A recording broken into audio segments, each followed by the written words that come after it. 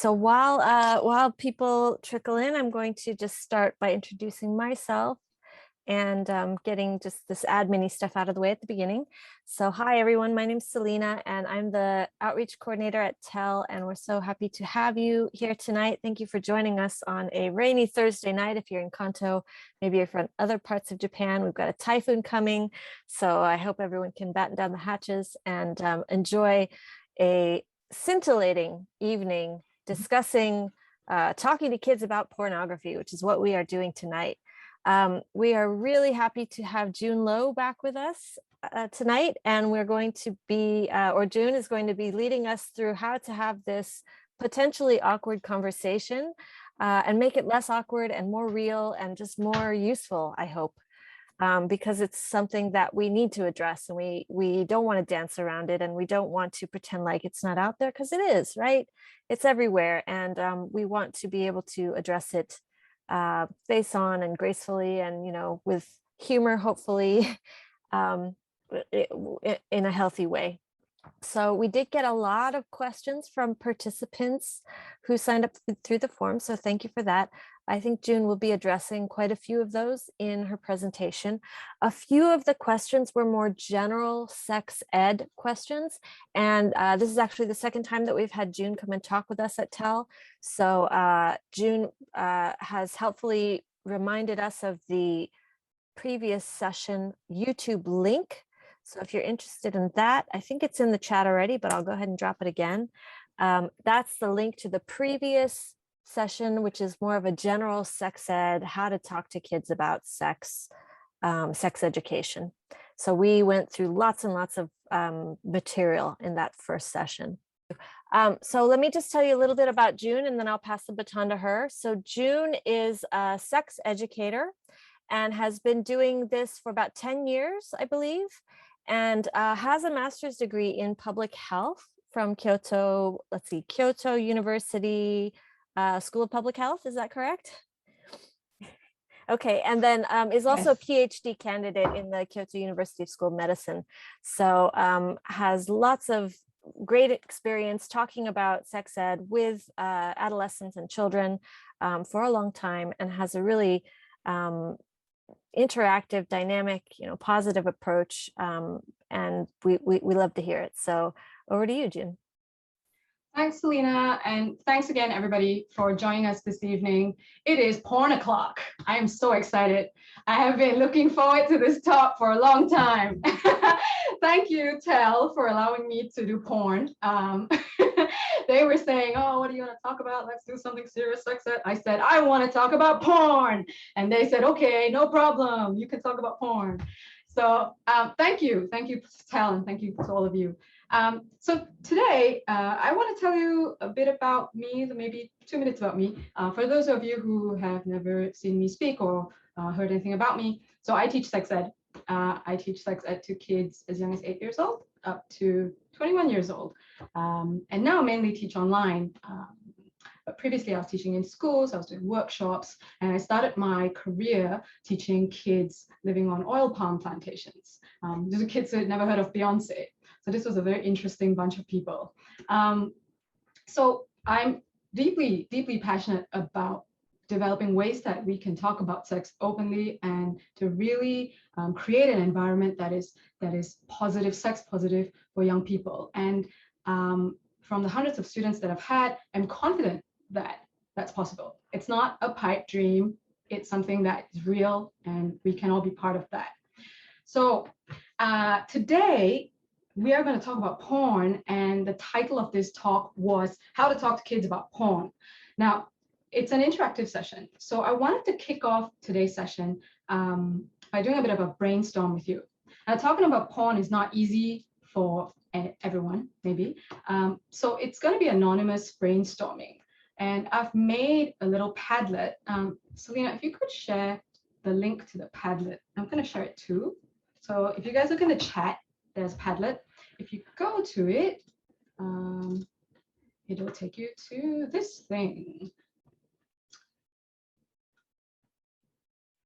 So what we are going to do is you guys can add your thoughts, and we're going to ask ourselves this question: what do you think teenagers should learn about when it comes to porn? Like maybe you're a parent who has recently found your child's internet search history. Maybe you are someone who watched porn as a child and you have some regrets, or you wish someone had told you something else.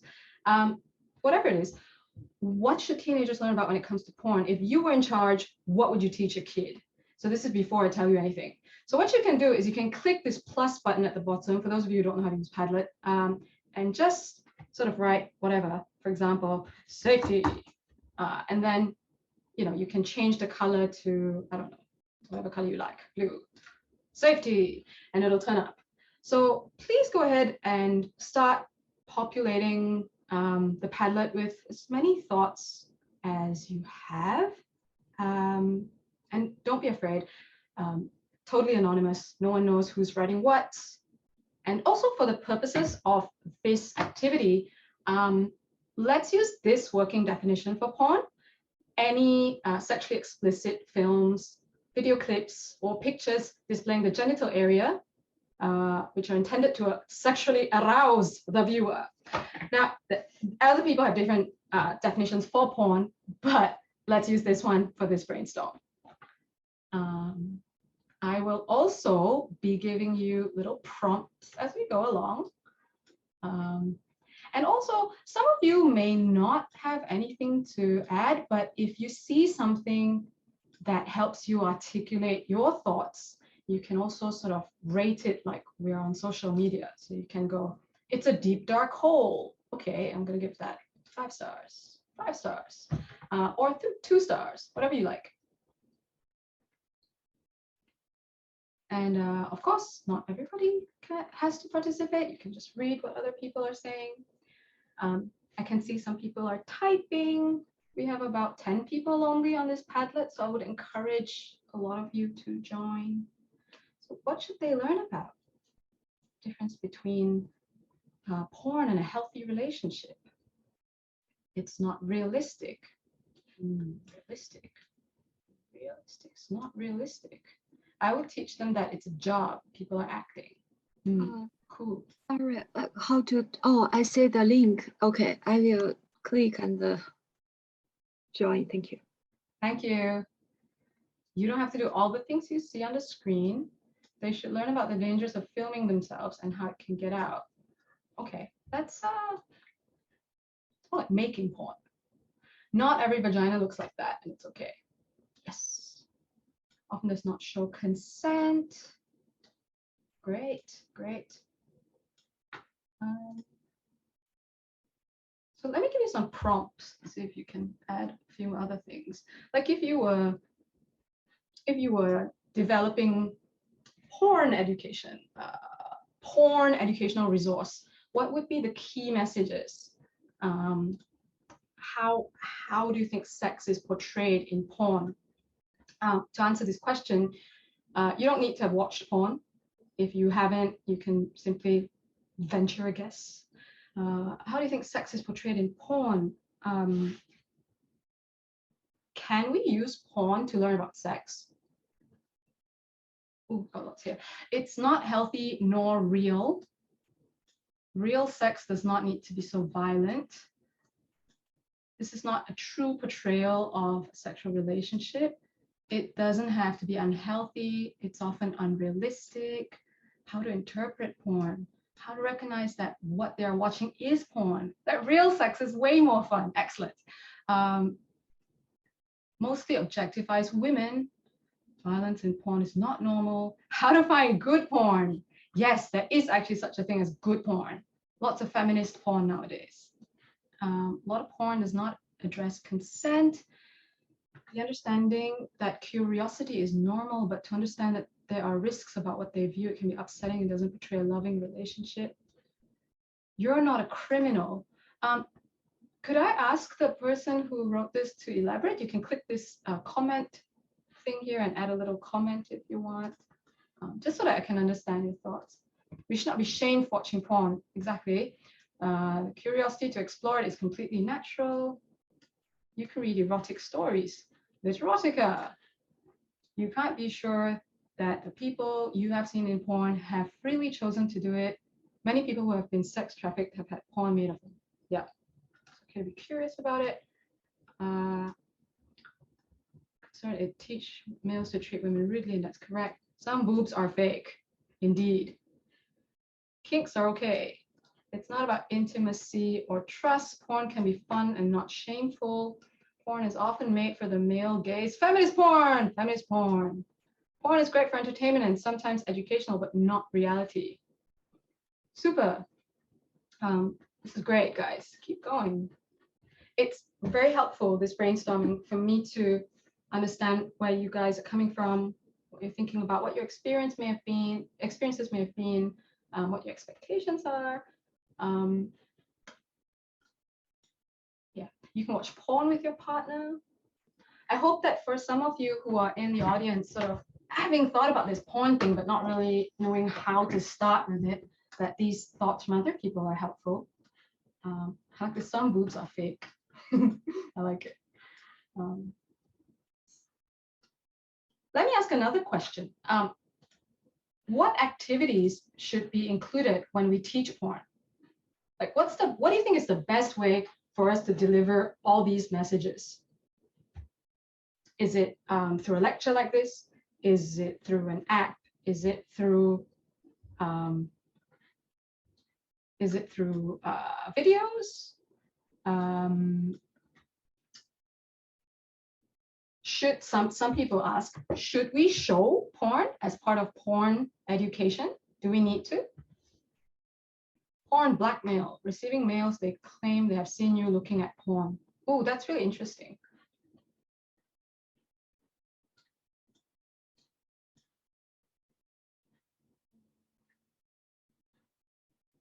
Also, who should teach about porn? Who is the best person to talk about porn? Is it a teacher? Is it a is it a porn star, a retired porn star? Is it a sex educator with some years of experience?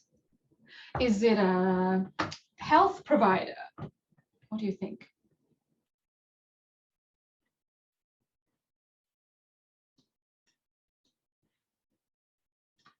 Kinks are okay. Just checking that some of you are rating the stuff up here, and it's wonderful. Thank you. We've got more people writing, so let's patiently await their input.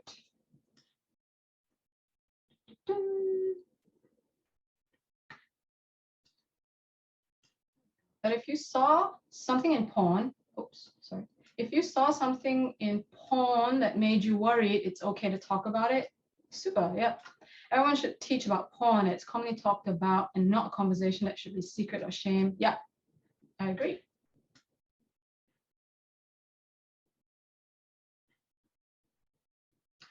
Not all women have zero pubic hair. Be who you are. Yeah. Probably a former porn star and sex educator would be the best teachers. Avoid teen porn sites. You know, is it realistic for us to think we'd bring a former porn star into a school setting? Schools and porn don't really mesh, you know, like when we think about like, oh, I'd love to talk about porn to young people, and here's a wonderful retired porn star who is now doing wonderful activism on porn versus reality, talking about realities in the porn world. How wonderful would it be for young people to hear from the horse's mouth? But somehow I don't see schools letting a porn star through the gates. Would love for you to go to my daughter's school to teach. Thank you. Me too. If they let me talk about porn.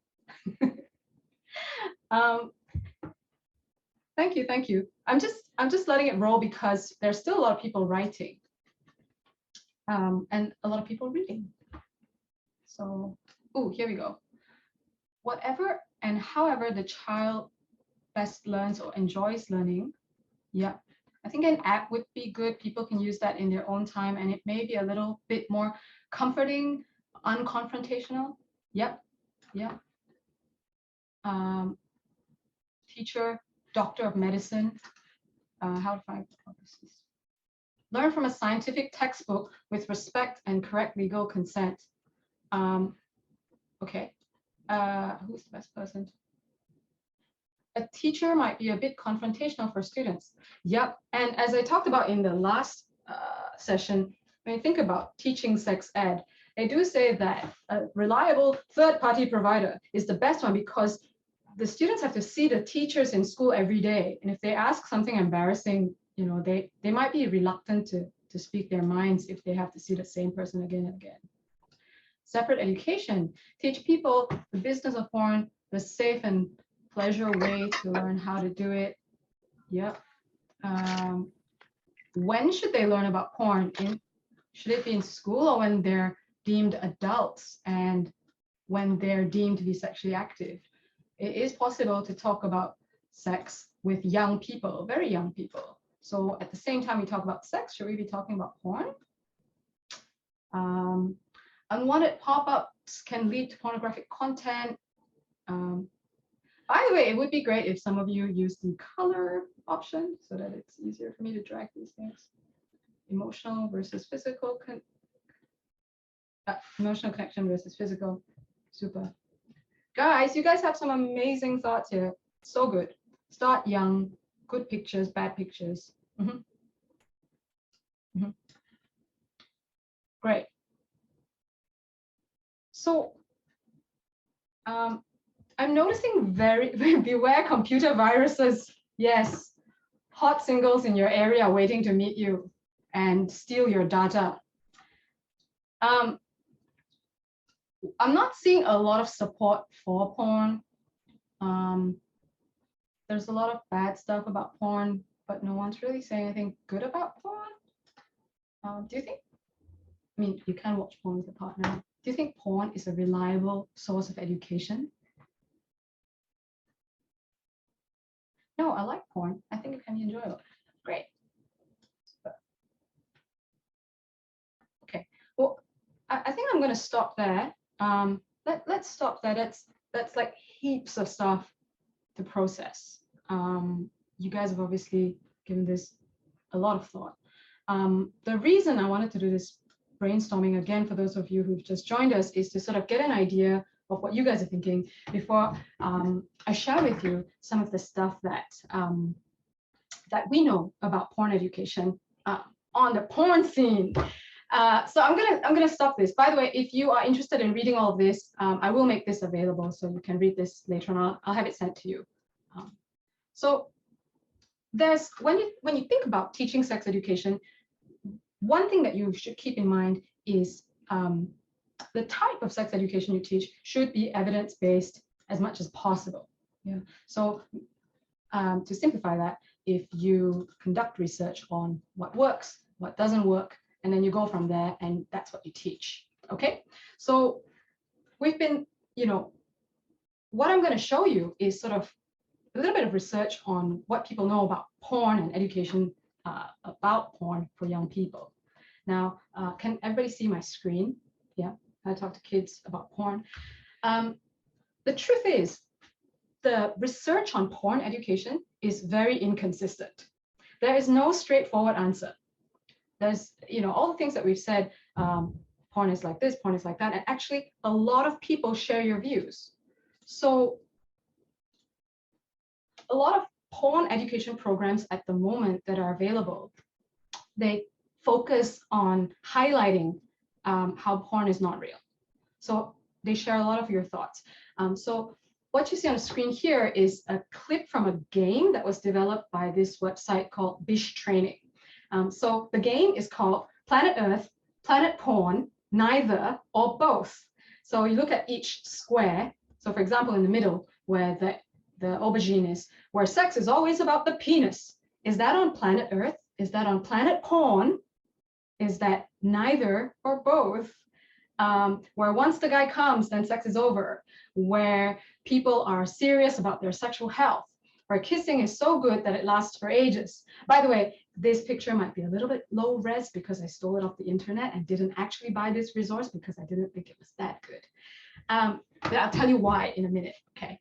So sorry, Planet Bish. So kids have to guess where each of these scenes take place, right? has got really bad rep. So it seems natural for people to want to highlight the bad stuff. But the thing is, porn is complex, sex is complex. And I'd like you to keep an open mind as we go through this talk, right? So I think I'm not trying to make the case for porn, but I'd like to share a little bit about what researchers have found in terms of positive uses of porn. So firstly, in the wonderful world of porn, for some young people, it's a way for them to learn about sex in a positive way, to compare their genitals to other people, to say like, oh, mine looks like this, other people's looks like that. Not everybody has access to an onsen, right? So it's a positive outlet for some people, right? And other people use porn to relieve boredom, reduce stress, to intensify orgasms during sex. Lots of couples use porn to enhance their sex lives. They send clips of porn that they like to their partners, or they suggest that, hey, maybe we should try this, and it helps to improve their sex lives.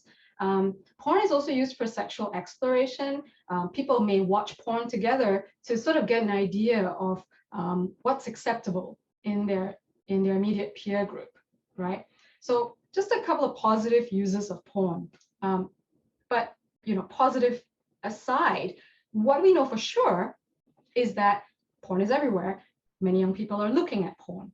Now, if you are a young person who's never seen or heard anything about sex, porn can have a very strong and lasting influence on how you view sex. So again, porn is ubiquitous. It's not going away anytime soon. So young people and porn have to coexist, right? And I hope nobody in the audience is thinking, well, what if they've never seen porn and we'll shield them forever from porn? I don't think you will succeed, is my honest opinion. If you don't go looking for porn, porn will find you, right? So let's try to find a way to coexist with porn. So what do young people really need to navigate a world full of porn? Okay, so the main thing is porn literacy. Okay, what's porn literacy? You need to have sex education, and not just any sex education. You need to have sex education that covers a wide range of topics, and sex education that's delivered regularly. And the reason for that is because you're looking to build critical thinking skills, right? So promoting critical thinking, it helps young people to ask questions about the porn that they see. So they don't accept what they see as the gospel. So a lot of the thoughts in the Padlet earlier were, I'd like them to know this versus this. I'd like them to know that it should be something different, blah, blah, blah, blah. But if you've never talked about sex, you've never heard about sex, and that's what you see, it's hard to have an alternate view, right? So the ultimate goal of porn education is to make a young person a porn reviewer, to be able to critique the sex that they see and think for themselves. Now, keep in mind that people have different experiences when they engage with porn. For some people, it's, oh my God, this is freaking me out. For some people, hey, this is making me feel good and I'm going to masturbate now. So when you have people looking at porn, whatever age, they should be able to look at it. And even if it's getting them off, they should be able to go, but that's not going to work for me, or that's not what I'm going to do. And there's a lot of other stuff that they should know too. And so I'm going to talk a little bit about what we have to do in sex education to achieve effective porn education, porn literacy. So a lot of you are right, okay? You got to reduce shame around the subject. There's research that tells us if you just say porn is bad. In fact, I got a question in the sign up saying, how do I tell my kid that porn is just bad, right? You shouldn't, is the short answer. When you put porn in a bad light, it could go against what you're trying to achieve, which is, again, to promote critical thinking skills, right? So if you increase shame and embarrassment around watching porn, young people may be watching porn, exploring themselves sexually, masturbating. So if they see it as something bad, something embarrassing, they're less likely to talk about it and ask you questions, okay? So this session is a wonderful example of how we adults open up communication and change attitudes about issues around porn, right? The first step is to acknowledge that it's everywhere. And instead of burying our heads in the sand, we aim higher. We stop saying, porn is bad, stay away from porn. We say, let's gun for effective, open sexual health communication, okay? And the second thing that we should do is to start sex ed early. I get this question a lot. When should I start sex ed? And I always answer at birth, as early as possible. Because when there's no sex ed, no conversation whatsoever about sex, people turn to porn. You know, even when there is sex ed, people turn to porn. I want you to know that sex ed is not porn prevention. People do not send their kids to my class so that their kids will never see porn. Sex ed provides kids with an alternate set of standards for sex and relationships, a positive set of standards. So when kids do see porn, as they inevitably will, they will process those images according to their realities and what they think about the porn, not what you think, not what porn tells them. So I'll give you an example. There was research involving some members of the LGBTIQ+ community, and they said when they were growing up, porn was the only source of information that helped them sort of identify their sexual orientation. But porn doesn't give you factual information.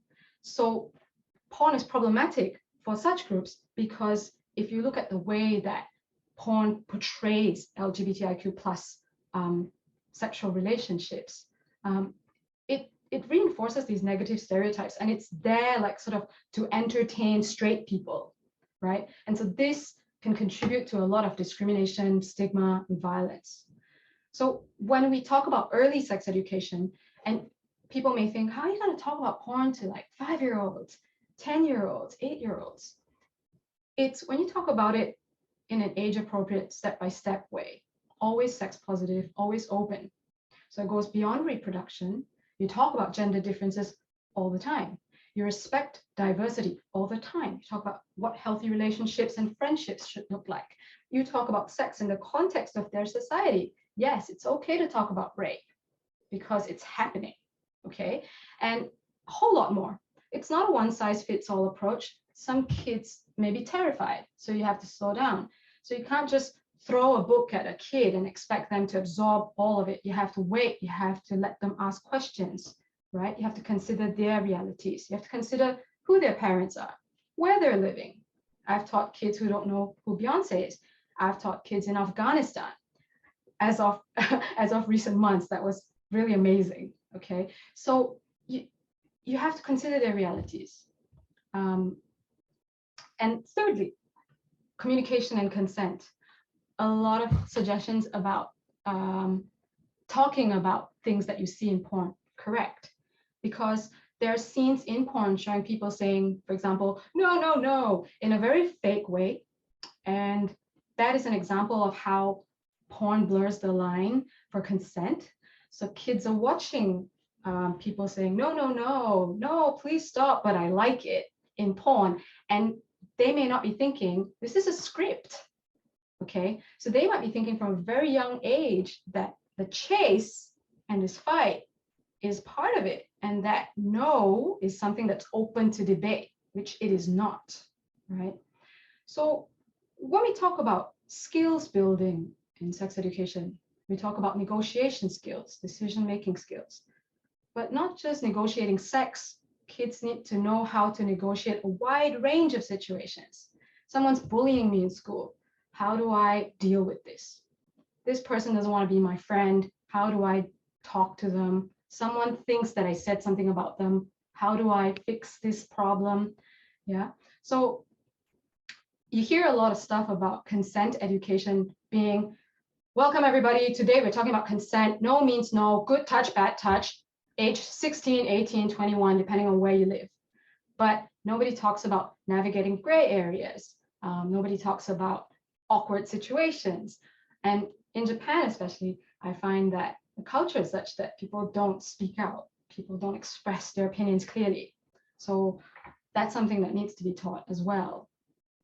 I'm sorry these slides are a bit lengthy, but I already tried very hard to make nice slides this time compared to last time. So anyway, what should we do? Number 4, We need to promote not just positive body image, which I talk about a lot in sex ed, positive body image. Don't worry about putting on weight during puberty. Don't worry about what the media shows as the ideal body. We need to talk about body image and genital image. So if we accept that they are watching porn, right? We have to remember, okay, these sexually inexperienced young people are exploring their own bodies and they're comparing it to the porn stars, right? So in good sex ed, kids should learn about genitalia, and they should also look at a wide range of genitals. A lot of my students ask penis questions. They love to ask questions about their penises.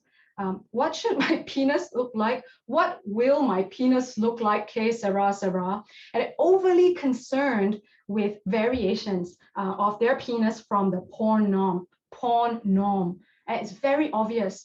And sometimes I have students asking me like, it's kind of bent at an angle. Is that okay? Like they're really, really concerned, and that you can see that they're really troubled by it.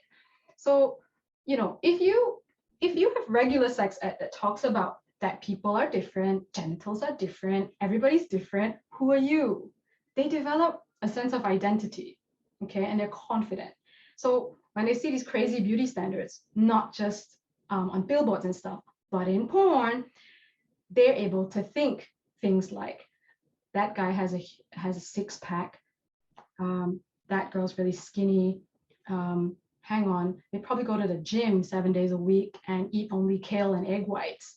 I don't really want to do that, and that's okay too. I think that's stuff that we don't talk about enough, and we need to.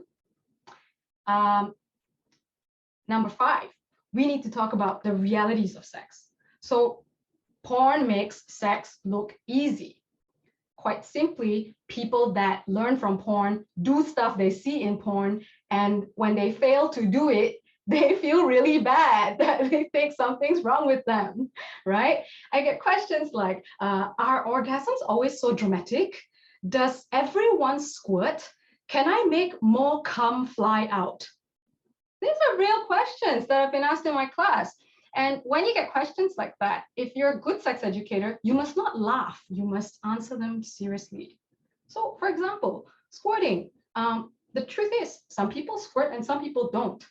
So if you are saying to a child in a class, right, assuming we have reached the utopia of porn education, where a retired porn star is in front of a class of 40 kids saying porn is not real. If somebody in that class is sexually active and squirting up a storm, if they hear porn is not real, and if they see squirting, aren't they going to feel like, hey, something's wrong with me? You know, when we do things like condom demonstrations to show people how to put on a condom.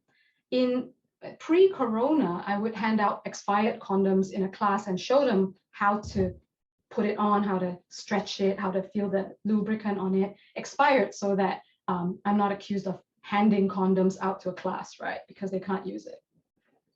But if you can't put it on, if you fumble, if it's awkward, how do you recover from that?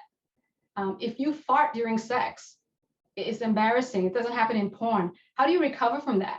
These are things that you don't talk about, but you don't see it in porn. So we need to help them talk about funny stuff like that and separate porn from reality. And when you talk about it in a funny way, they want to talk more to you, okay? So they always want to talk about sex with you because you're not judging them.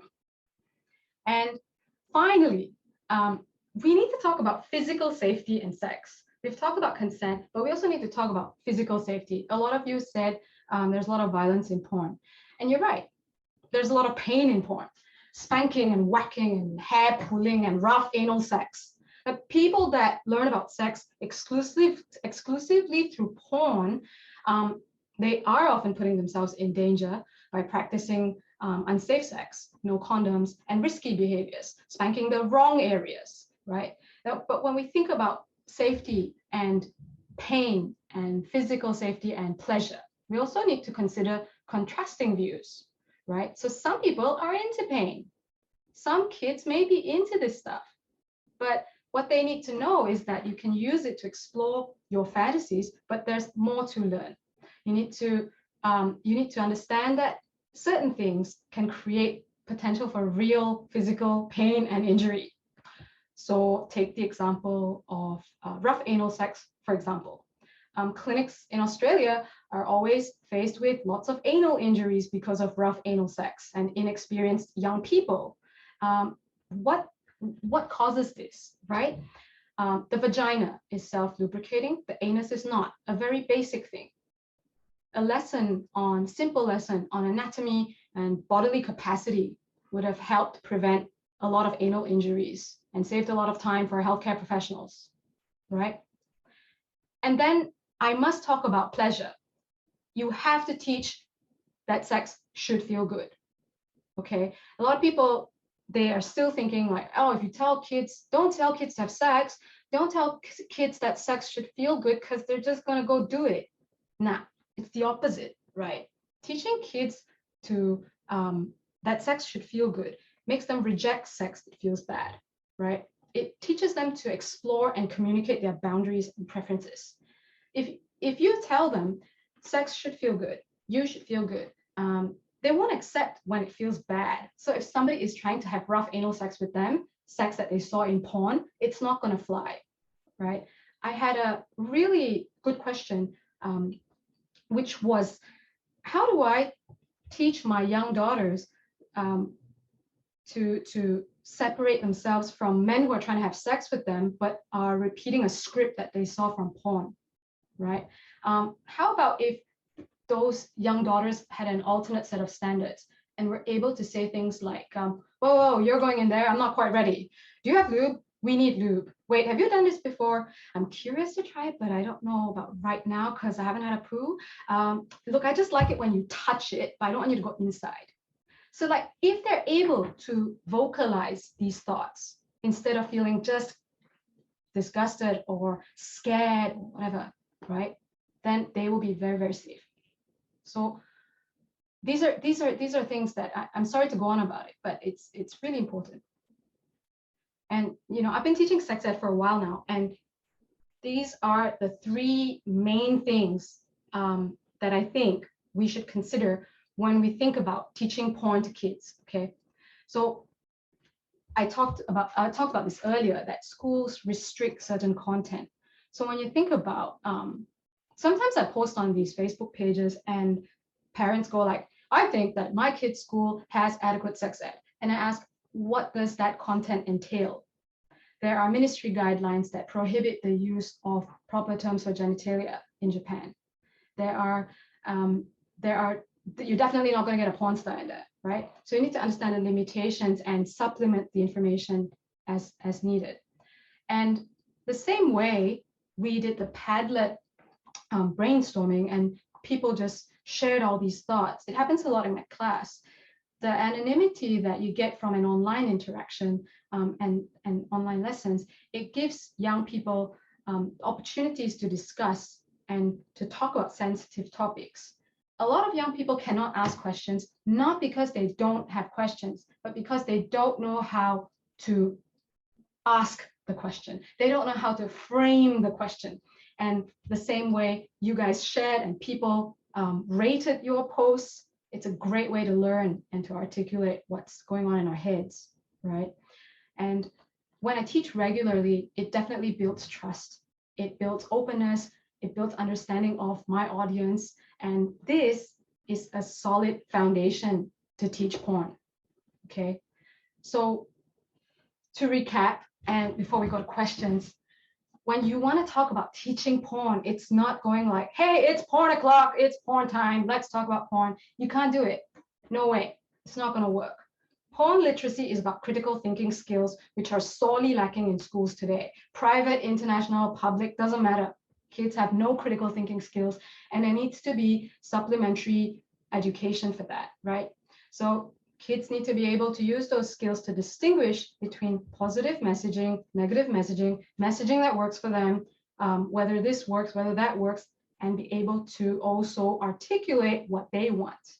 So it's not so easy to say, welcome guys, today is critical thinking skills day, and we are going to learn critical thinking skills. It's not going to happen. All right, it takes time to build those skills. And you need to give that kind of space and time to the student if you want to talk about porn with them. And that's really what I think. If we want to talk about porn, they need to have so much foundation. And in a way, you are talking about porn without talking about porn every time you talk about sex ed, if you think about the lessons that are necessary to talk about porn. So that's my presentation. I tried to keep it short so that I can take more questions, because I want to hear your questions. But I'd also like to invite you to join my mailing list. I promise not to spam you, but I am working on a couple of things. I'm not teaching as much in the coming months because I'm focusing on my PhD research, but I am putting together a little newsletter where I send out stuff that I've read, some thoughts, information about what I'm eating sometimes. So I'd like you to receive this information. So if you'd like to join my mailing list, please scan this QR code that took me a long time to generate because I'm not so good at these things, and fill in a simple form.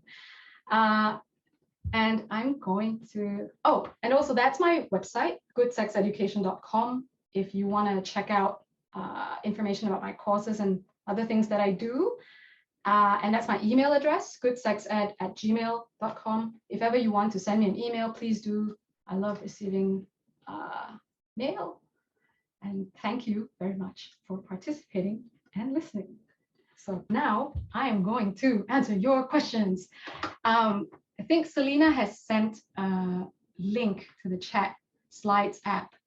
If you click on that, you can put in questions and I'll see them in my little thing here. So we have, I'm going to start with the questions we've already received, and this one here.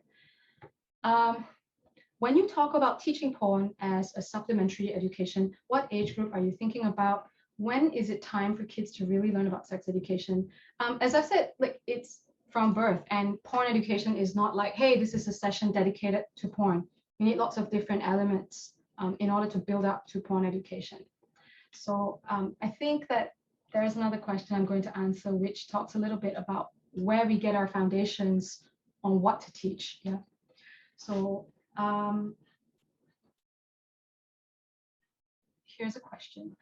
Talking with kids about porn, how closely should parents monitor their child's activity online without it being an invasion of privacy as they mature? In an ideal world, I don't think you really need to monitor if you put in the right safeguards. So part of sex education is media literacy, internet safety. All of these things are part of good sex education. And when you think about critical thinking skills and media literacy is tied into porn literacy, of course. So when you know, you can't monitor them, you can't watch over them forever. When you know that they have the skills to distinguish between what they're seeing and what they should be seeing, what's positive and what's not, you don't have to monitor them, right? So you do need to teach them though. And I'm just scrolling through these questions.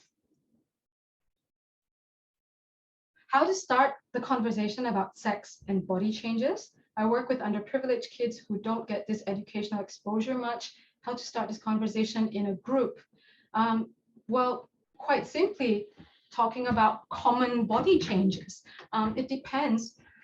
When you talk about underprivileged kids, the person asking this question would have a better understanding of these kids' backgrounds. So when we talk about that, we have to consider, okay, I know underprivileged kids who are children of sex workers, for example. And so if you took an overly moralistic approach to sex, for example, and talking about that, you would alienate them. They just wouldn't connect. Like, I'm here attending this workshop. Literally, I'm here attending this workshop that's being organized by a youth center because I have to get out of the house because we live in a one-room house where my mother is currently working. So you have to think about who you're teaching. I don't know what you mean by underprivileged kids, so you have to understand their context. I would say get to know them a little bit better before you start any sort of program. And part of the question is also, I'm a female. How do I approach my boys group about this? I'm a female. you can definitely talk to boys about sex and body changes. It just takes, I think if you have to ask, there must be some discomfort. So I would say spend a little bit of time desensitizing yourself or practicing on smaller groups before you get into this crowd. This is the question I was talking about earlier. Someone said, is there an agreed upon process for sex education with kids? The short answer is no. There are guidelines, there are international guidelines. UNESCO's got a set of guidelines. CIECUS in the US has a set of guidelines. Every country has a bunch of guidelines. It's just which one sits with you best. I like the UNESCO guidelines because it is interesting to look at that and modify it according to your needs. But modification is key. You can't just teach whatever they say in the guidelines because it won't fly. You have to know your audience.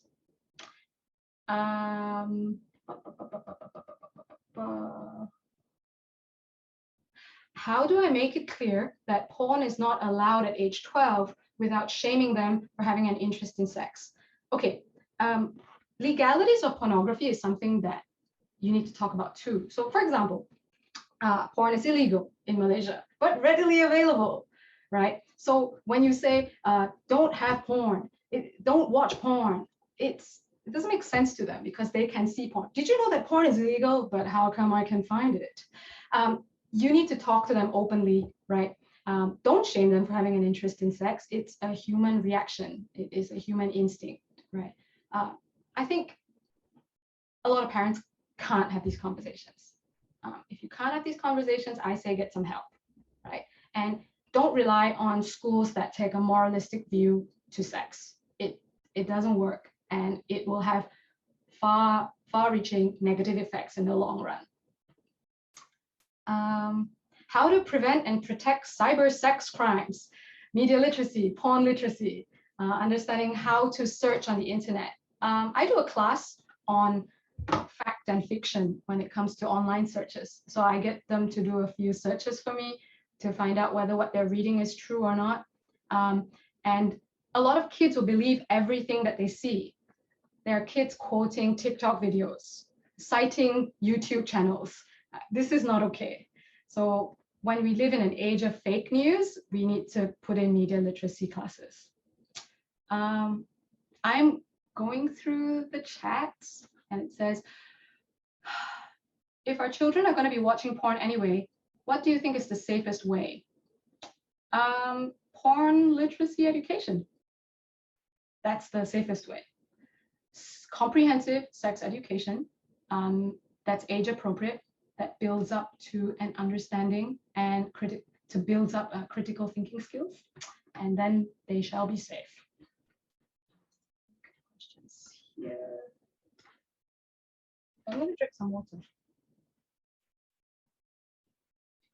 By the way, if anybody has any comments or thoughts, please feel free to share. Otherwise, I will just talk like a train until we run out of time. When to start and how to segment talking with my kids about sex. It depends on the kid. Some kids are ready for this from age 7. I have very young children in the class. Some kids are not. It depends. It depends. Sometimes you have things like teachable moments where you've seen a sex scene together or something like that. You might be able to go into that. Assess your readiness to talk about it too. Maybe practice in front of a mirror. If you can't do it, go to sex ed class. Naomi Moore. Naomi, yeah. Hi. Hi. Hello. Hi. You had mentioned also, hi, sweetie. Good to see you again.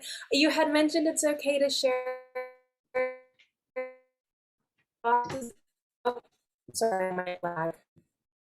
Oh, there's like a lag. Am I the only one hearing it? Selena, are you hearing it too? Yeah, there's a lag. Yeah. Sorry about that. Am I still lagging? No, you're okay now. Okay, great.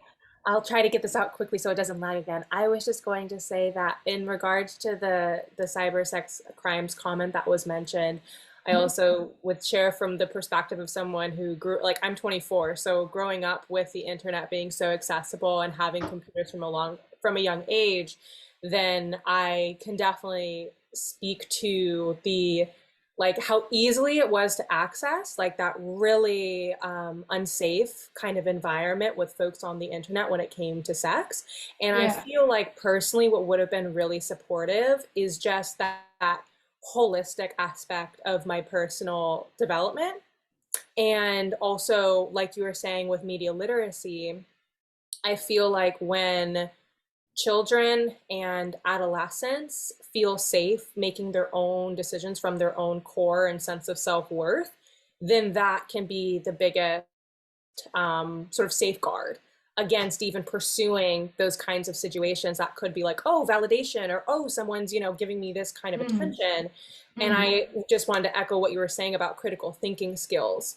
So as someone who definitely was so exposed to how prolific it is, I think that would have been really, really helpful. Thank you. Thank Mm. you. It's Thanks, important to Naomi. reflect on our own on our own experiences. It's really important. Thank you for sharing. Does anybody else want to share anything before I go through the questions again? Okay, I'm gonna keep going. Someone wrote, how do kids usually get exposed to porn, and at what age, and should we try to prevent it? As I said, if they don't look for porn, porn will find them. Any pop-up, any ad, and also when we think about sexual images, it's not just porn. Magazines, a sexy girl on a biscuit tin, anything. I used to know someone who get aroused watching cartoons, like just really dumb anthropomorphized fruit cartoons, and people get off on a wide range of things. People So leave sexual, porn manga on the train here. yeah, and yeah, I forget we're in Japan. Yeah, so there's heaps of porn everywhere, and they're exposed to it every day, all day long. Should we try to prevent it? I think it's pointless. Personally, I think it's pointless. So it's better to prevent them absorbing blindly what they see. That's what you should be preventing.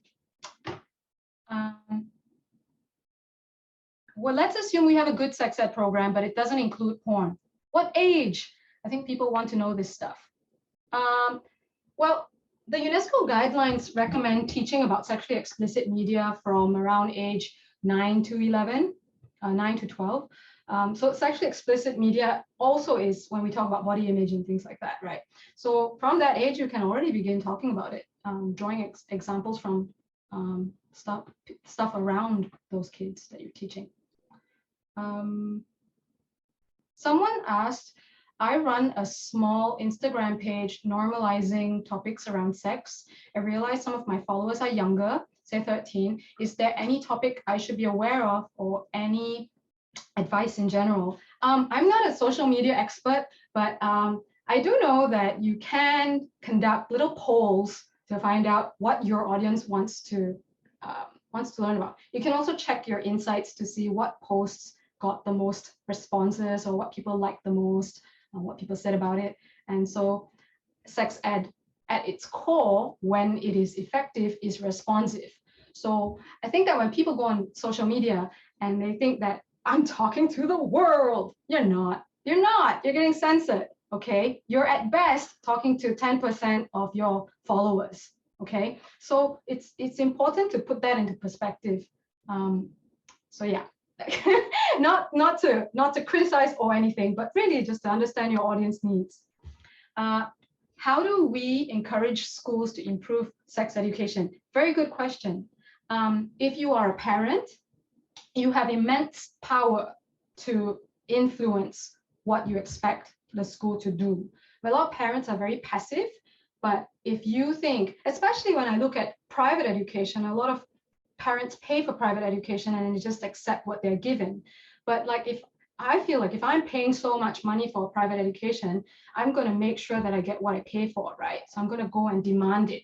So you can I gave the example during the last session about a bunch of students who lobbied their school for better sex education to cover issues on gender and stuff like that. So if students are able to do that, then parents should definitely lead the charge, right? Or if students are asking questions, you can go and talk to the principal. Many schools come to me and say, I want to put in a sex ed program because we are getting questions from parents. Why is there no sex ed? What is the difference between me putting my kid in this very expensive private school and a public school? And so even if you are in a public school, if your kid is in public school, I think that from my experience, a lot of PTA committees are very active and they do arrange like speakers to come in and talk about things. So there are ways to infiltrate the system. If you talk about improving sex education within schools, again, look at the limitations and sort of be a bit realistic in the demands. Some schools are really hardcore. The schools that I teach at will let me talk about anything and they don't care because they know that this is what the kids need.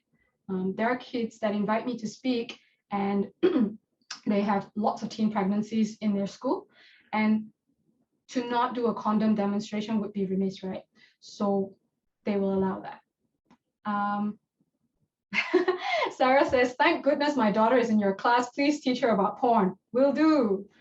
I think people in education do want to think about age guidelines. We are often needing to see sex ed to school admins. Yeah. Here's the big problem, right? Everyone knows that you should do it. Everyone has access to the internet and can find these guidelines and can write nice proposals and put them through Canva so it looks professional and present it. But at the end of the day, there has to be this question answered. What's in it for me to do this for you, right? So I've had parents gang up and pull groups of kids out of school because the school was refusing to do something good for the kids or respond to what parents wanted them to do. There's a lot of things that you can do, right? So if you just go like, hey, this is the evidence, this is what we need. We've seen governments ignore evidence every day. So why should a school listen to evidence if governments can ignore it? So I'll go down. I have a lot of questions, so I should stop talking so long. You mentioned working with different cultural groups. How do you prepare to share this education within different cultural or multicultural environments? I'm curious to learn about discussing porn and sex positivity across cultures. Yeah, this is you, Naomi. It's really interesting. I come from Malaysia and I started my career in a multicultural society. Multicultural in the sense that they are all different religions and there is a majority Muslim population, so also very conservative. Every audience is different is the short answer. You have to spend a bit of time understanding your audience. So as much as possible, I try to start lessons with a little questionnaire just to get to know. If I'm recruiting students, I'll ask parents if they have anything to add, get a feel of where the parents are coming from. And then sequencing lessons is really important. So you kind of get an idea, build up to something, understand how the kids think. For some of my classes, the kids are so advanced that I think maybe a month ago, we did a class on God. A kid asked me, I got bullied in the schoolyard because someone said to me, why are you doing that? God will punish you. And I said, there's no such thing as God. And of course, there are kids in class that believe in God.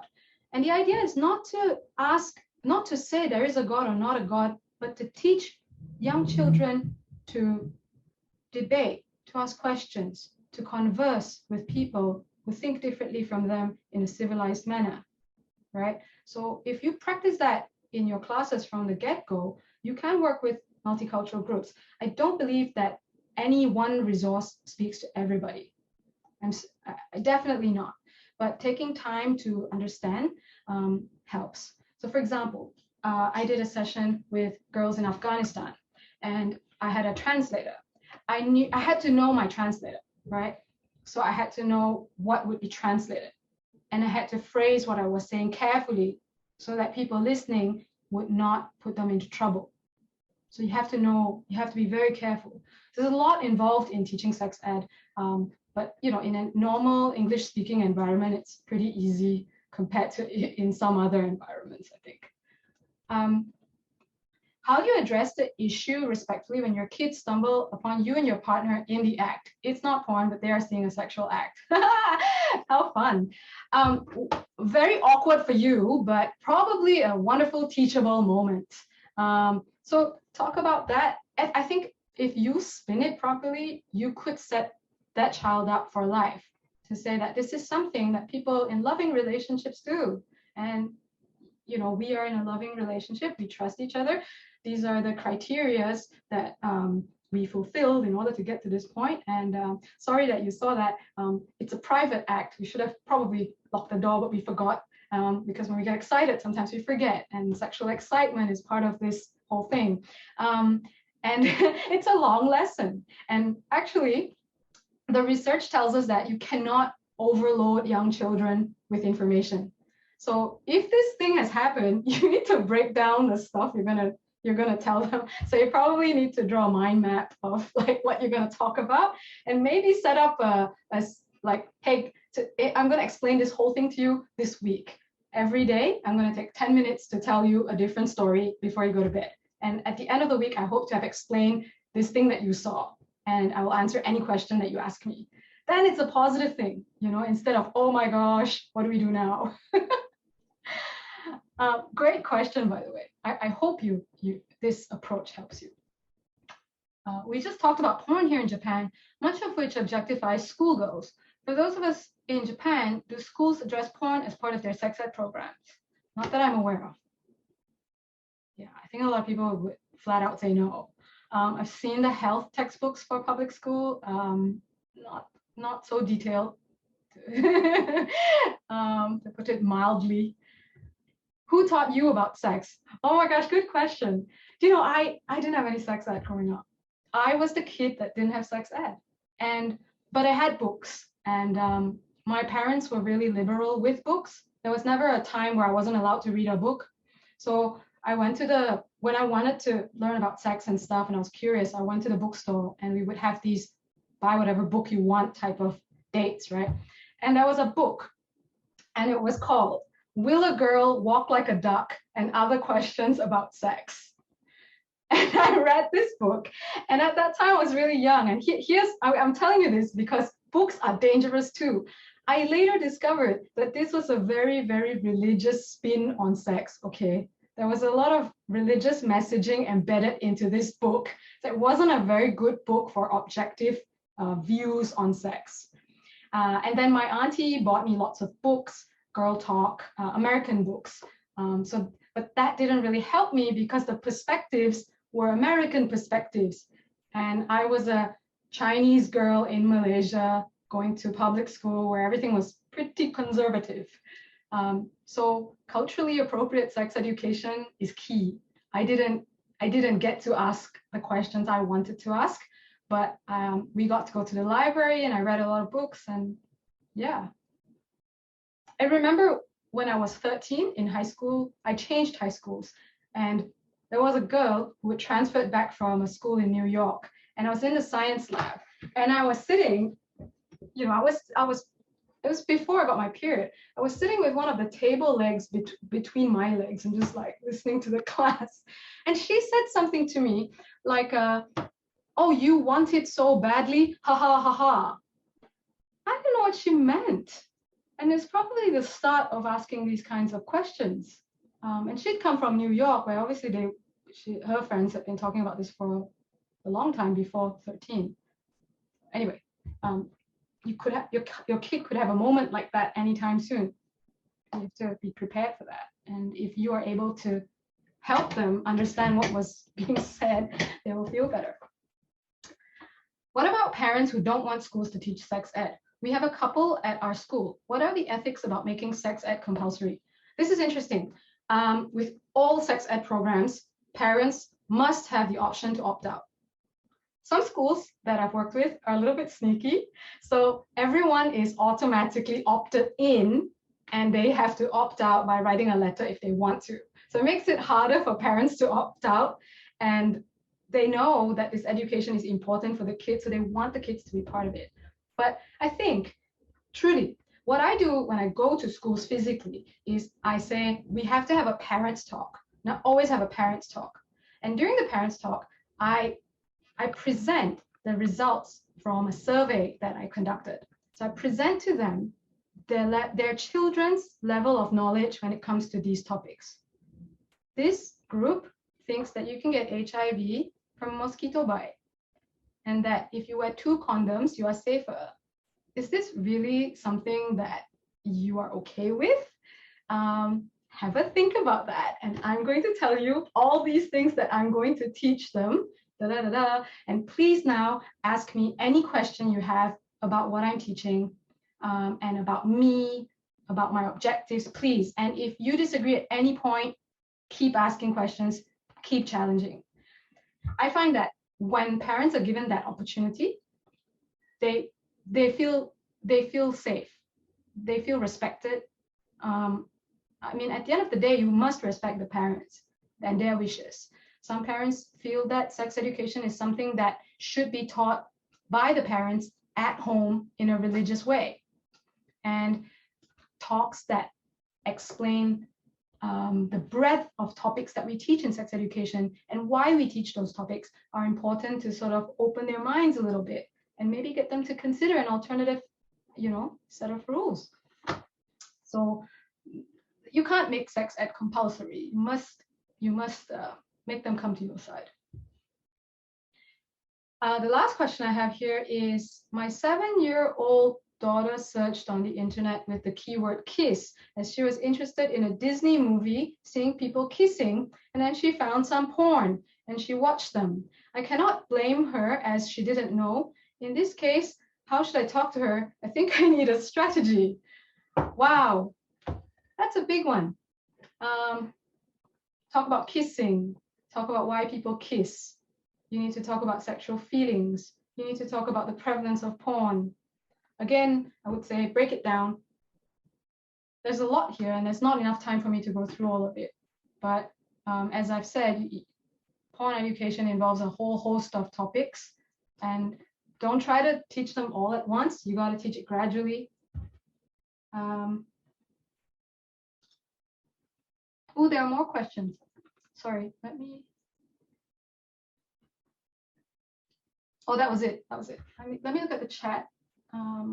By the way, I'd love to hear anybody's thoughts about any of the stuff that I've said. Is it, here's something. Is it best to just bring it up to them before other outside influences do, or wait until we find something they're looking at and bring it up? I think before is better. But then, you never know. You think you know when they see it, but maybe they already saw it, but they didn't tell you, right? But any time's a good time, rather than not bringing it up. So starting with like, you're on the internet a lot more, or the government's just giving you your own iPad. I put these controls on your iPad because there are certain things that I think it's not appropriate for you to see right now, right? And these things, the reason I don't want you to see it is because of this, this, this, and this, right? So I'd like you to attend a full course of sex education before I remove these restrictions on your iPad, something like that. This is a very specific question, but I'm so impressed by the Netflix TV series Sex Education. I think I would like my 14-year-old daughter to watch it. Do you think a TV show like that can be helpful? And is it better to try to watch it together or just recommend and let her go for it? I started watching Sex Education season 1 when it came out because I really like, what's her name, Gillian Anderson. But I must say I didn't like it. And then everybody's like, what? Are you crazy? You have to watch it. And I said, no, I watched it, didn't like it. And again, the reason I didn't like it was because it cannot show a whole set of realities, right? It's written from one perspective. I understand that the writing got better. So I will say that I'm going to give it a second chance. Janelle, I see you going season 3. Okay, I will watch it.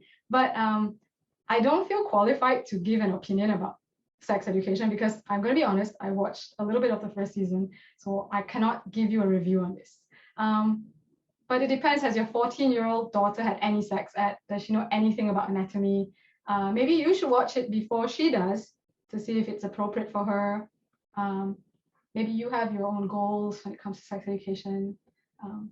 Yeah, like I have sex ed videos on my YouTube channel, and a lot of parents tell me their experiences with them. I said, please use it, please watch it, and they said I watched with my kid, and there were things in there that I didn't know. So I didn't know how to answer questions. So I maybe should have watched before and Googled some answers. I really loved your answers for the question about parents being caught in the act. Very helpful and so educational and objective. We'll definitely speak to my daughter's school about inviting you for sex ed. Thank you. Awesome. Happy to. I want to send like a little postcard to all schools in Japan to say, I'm here.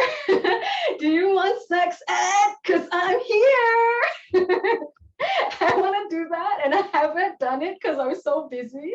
But that's my plan. So I think, oh yes, someone says, can you send a link to those videos? Yes, if you go on my website, I don't seem to be able to send a chat to everyone, but if you go on my website, thanks, Selena, goodsexeducation.com, it's under resources. So that's another little project of mine, which is to update my website and put more resources in. Please bear with me. I'm really terrible with websitey things. But yes, that's all the questions that I've got. Selena, if I've missed anything, please tell me. I don't think so. There's one. Yeah, go ahead. Oh, sorry, no, someone just wrote, I watched it with my 15-year-old son. It was good. Oh, okay. I shall watch it and tell you. I shall write about it in my newsletter and tell you what I think. Naomi, do you have a question? You have your hand up. Yes, I have a question and a comment, if that's okay. Go for it. Sweet. I'll do the question first. I was curious, do you work with university student populations too? No, but I could. Not here. Cool. I mainly work with younger kids and teenagers that are still in school. Okay. Yeah, university students. Yeah, not yet. Okay, I was curious because I just graduated, but in like within my last year for one of my survey research projects, then I created a questionnaire and did some research about student sexual health and well-being within the university. And it's like a multicultural university, and it's like technically an American school. So there's a lot of different, backgrounds going on, but primarily a Western context. But like a lot of the students, are coming from such different backgrounds where some of them, like there's such a wide variety of sexual educational backgrounds, basically. Like some are starting from a really, really minimal place. Others maybe have some more, but as I'm sure you're well familiar, navigating like sexual health in Japan, even if you have more experience, can still be so complicated. And I think that there's a lot of like gaps to try to fill, that even just having someone who gaps to try to fill. Yeah, no pun intended. I think just having someone who knows how to cultivate and facilitate that kind of conversation would be really helpful, even if it's not like, let me teach you about this, but like, hey, how can we have conversations? So I wanted to ask about that. Did you have anything you wanted to respond to, or more about that later? Actually, just recently someone asked me, why don't you put together like a guide? So recently I went to the hospital with a friend of mine who was looking to get an IUD. So getting an IUD, for example, how to get an IUD, how to ask for it when they're reluctant to put it into women, blah, blah, blah, blah. She said, why don't you do a guide? When I'm in front of the doctor, I don't even know what to say. I don't even know how to ask for it, But I must say that sex education work is on many levels, right? So I focus on adolescent health because it's what I'm most passionate about. I feel like if you get them young and you teach them from young, they have a good foundation. So when they get to that age, they already know how to do it. But there certainly needs to be help for people of those ages as well. And I think that I'm not sure who is doing it in Japan. I know there was a bunch of people called Speak Sophia or something that were doing like gender rights kind of thing. But I don't know if they do like practical information like that. I could reach out. I actually know some of the people who are involved with them, so I can reach out that way too. That would be good. Yeah, if they expanded like the info stuff that they're doing, maybe that person who was doing asking a question about social media content could do something like that. Hey, Mahi, you have a question? Yeah, Mahi, you have a question? Yeah, it's more like a comment, I guess. I just wanted to thank you for this amazing talk. It was so like insightful to hear about it. Like I'm not a parent. I'm only 20 years old, but I'm trying to work with a bunch of students from my high school so that I can improve the sex ed in that school because I know how terrible it is. And so that's why I'm quite like struggling to get because like it's an Indian international school, but they're really worried about what the parents are going to think and things. So I think I would love if like you could if we could like talk about how I could go about doing that and how like perhaps like you could go and provide sex education in the school because it is so lacking. And I also wanted to add to what Naomi said about like university students, because I'm in university right now, and I was also working on like this series for learning more of like reclaiming our education about menstruation, because we don't get taught about that in sex ed as much as well, like period health either. And like it's amazing how many questions students our age have, and all we have is the internet to learn from. So I think there's an audience there as well. There's a definitely. Can I ask, where is this Indian school? Where is it? It's in Tokyo. Oh, it's in Tokyo. There are two actually, yeah. Right. It's very interesting. Like Indian culture is unique, right? Like any culture, right? In Malaysia, when a girl gets a period, if she's Hindu, it's a big party, period party. Does it happen in Tokyo?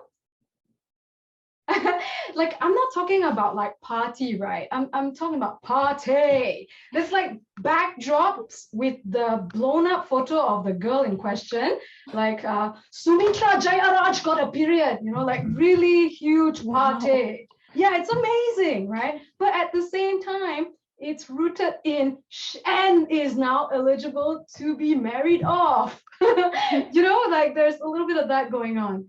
It's good and it's bad. So like Indian sex ed is very interesting to me. And I talked to a lot of my Indian friends about this, and I said, could you tap into that? But there's so much to talk about. There's a lot of superstition that you need to address also. And you need to be careful because you have to sidestep a lot of that.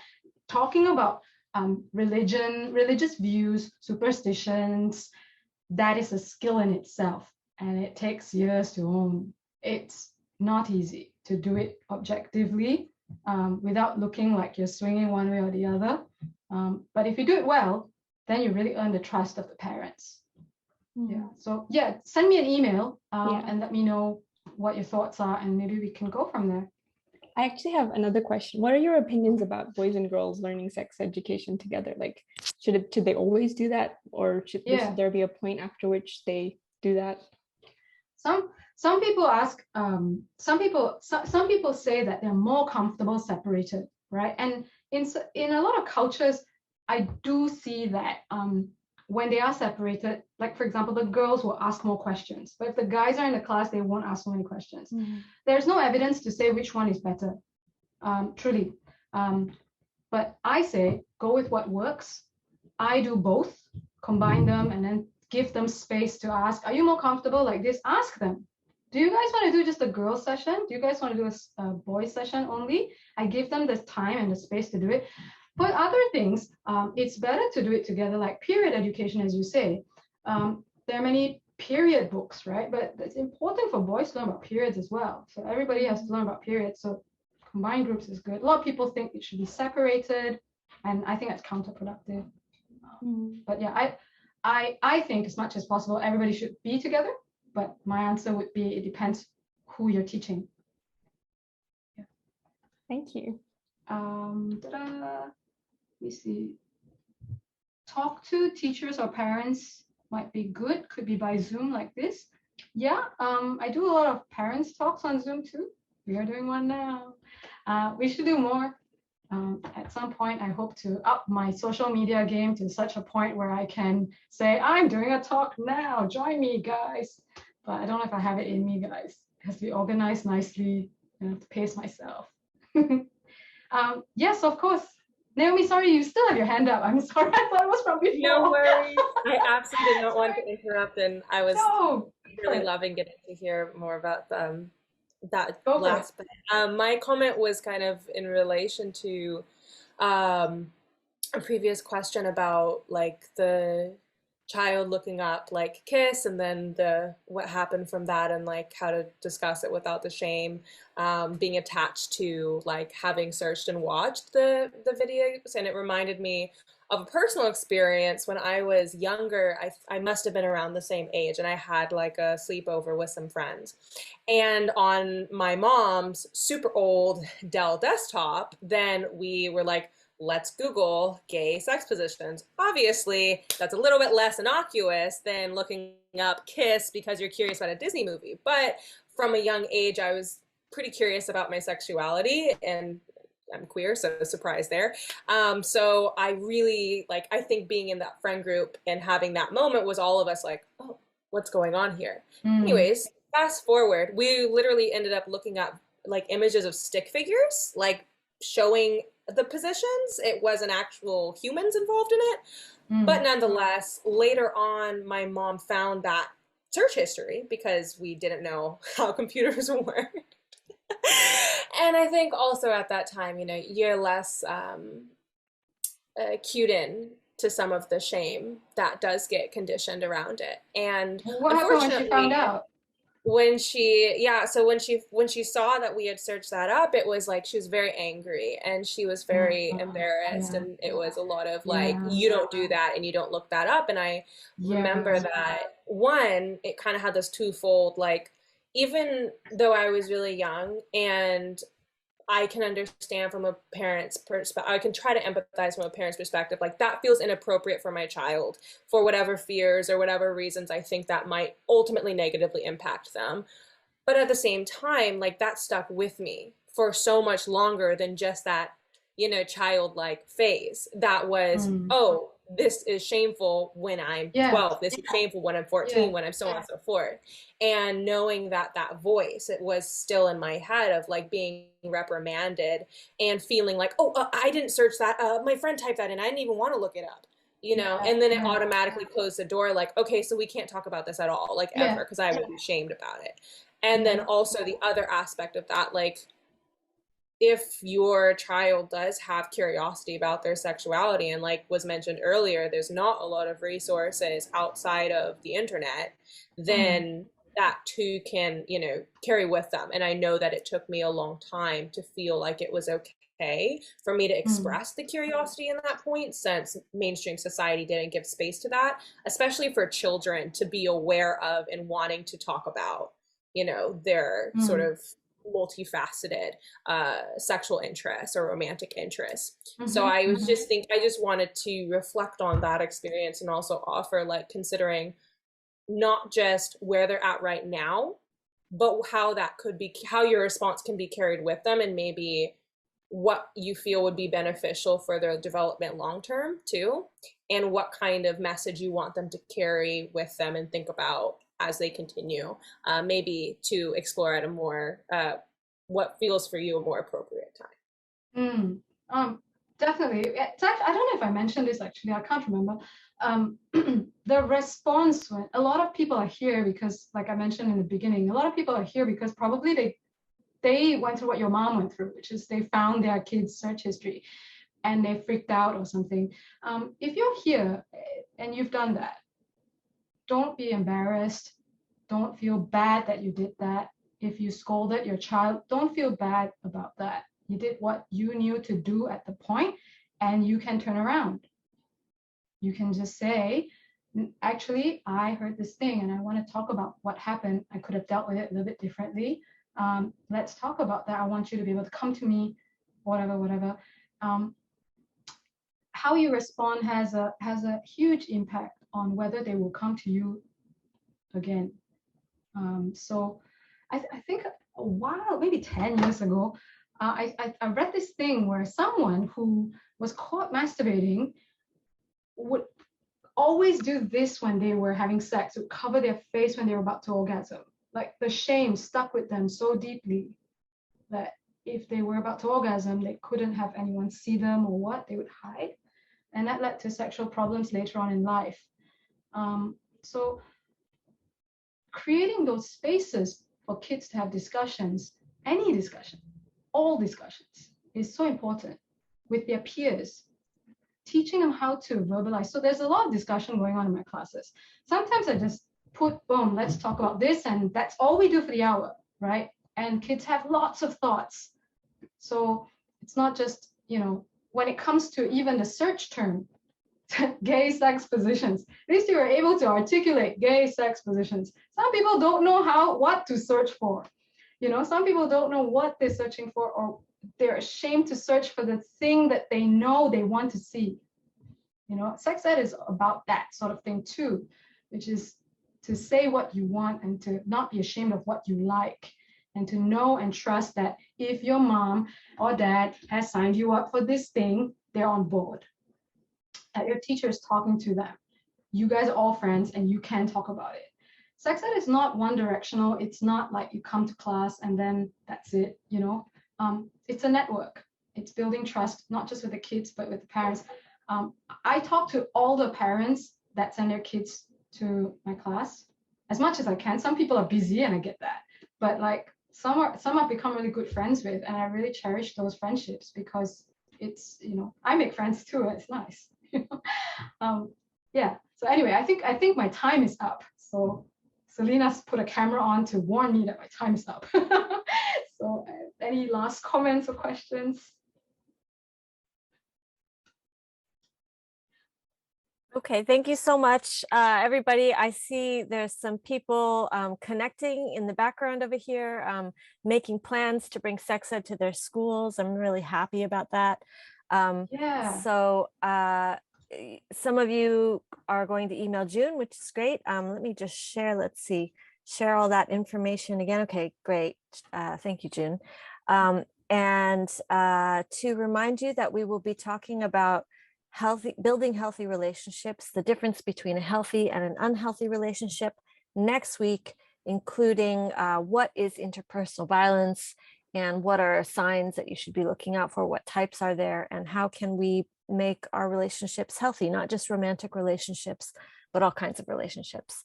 So I think that goes to that foundation that June was talking about critical thinking and health, not just when it comes to porn and not just when it comes to, this one aspect of sex education, but, across the spectrum.